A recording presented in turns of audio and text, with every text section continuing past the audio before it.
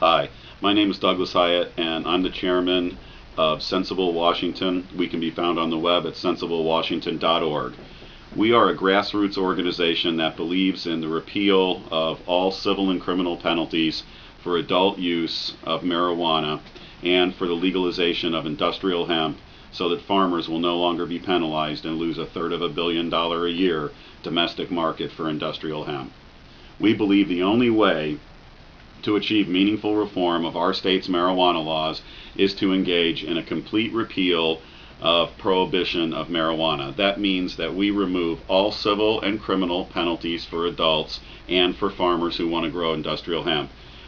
The legislature then can regulate medical use, they can regulate recreational use, and they can regulate agricultural use. There will need to be different types of systems in place for different types of use of this plant that has been given to us for our use.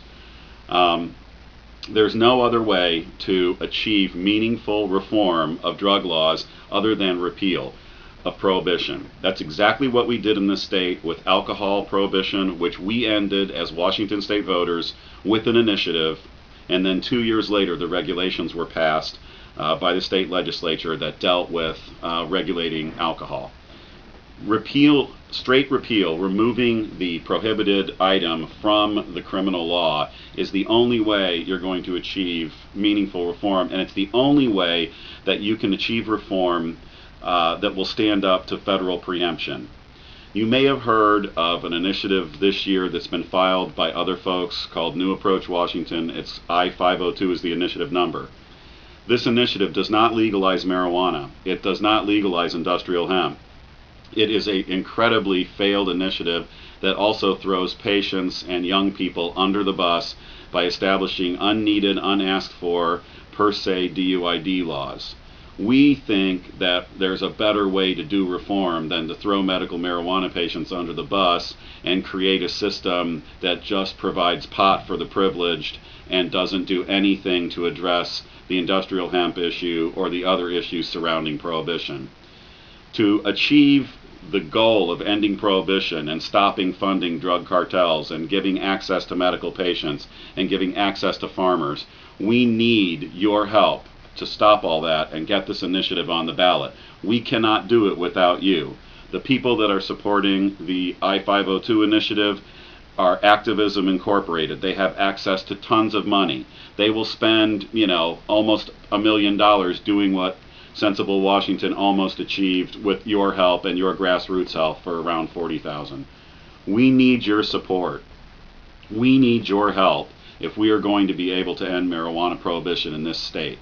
I-502 won't do it, and the only way that we can do it is with your help. We've got to get on the ballot in 2012 so that this time next year, November 2nd through the 8th, we'll be voting sometime this week next year. If you want to have meaningful, real marijuana reform on the ballot, you've got to dig down deep and help us. We have to have money so that we can get our initiative on the ballot so you have a real choice, so that you're not just given some meaningless opportunity to express a protest vote, which will never work in actually reforming the law.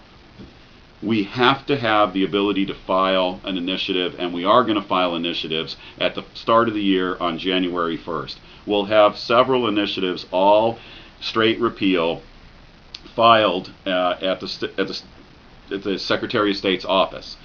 In order for those initiatives to go forward, we need your money, we need your support.